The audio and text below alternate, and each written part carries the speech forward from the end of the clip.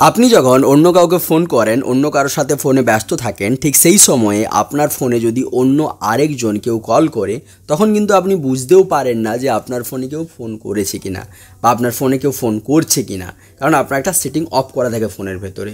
তো আজকে যে সেটিংসটা বলবো সেটা যদি আপনি আপনার ফোনের ভেতরে অন করে নেন, তাহলে কিন্তু কেউ কল করলে আপনি সেটা বুঝতে পারবেন, পরে তাকে ঘুরে কল করতে পারবেন।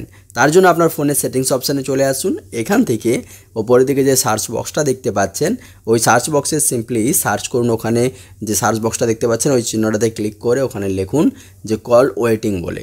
কল ওয়েটিং বলে যখন লিখবেন, প্রথমে যে অপশানটা আসবে ওটার উপরে আপনি ক্লিক করে দেবেন। ওটার উপরে যখনই ক্লিক করবেন, ক্লিক করার সাথে সাথে এখান থেকে নেক্সট ইন্টারফেসের মধ্যে আপনি চলে যাবেন। এখান থেকে কিছুক্ষণের জন্য প্রসেসিং হবে বা কিছুক্ষণের জন্য সময় নেবে, আপনাকে সেই সময়টা অপেক্ষা করতে হবে।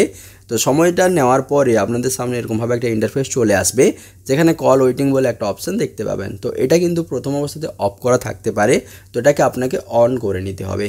অফ করার জন্যই, অফ করে থাকার জন্যই কিন্তু আপনি অপশানটা দেখতে পান না যে আপনাকে কেউ কল করছে কিনা, সেটা আপনি দেখতে পাচ্ছেন না। যদি আপনি এটাকে অন করে নেন, তারপর থেকে কিন্তু আপনি যখন অন্য কারোর সাথে ফোনে ব্যস্ত থাকবেন, সেই মুহূর্তে যদি আরও অন্য কেউ আপনাকে কল করে, তখন কিন্তু আপনি তার কলটা আপনার ফোনে ঢুকছে সেটা আপনি বুঝতে পারবেন, পরে তাকে আবার ঘুরে অ্যান্সার দিতে পারবেন।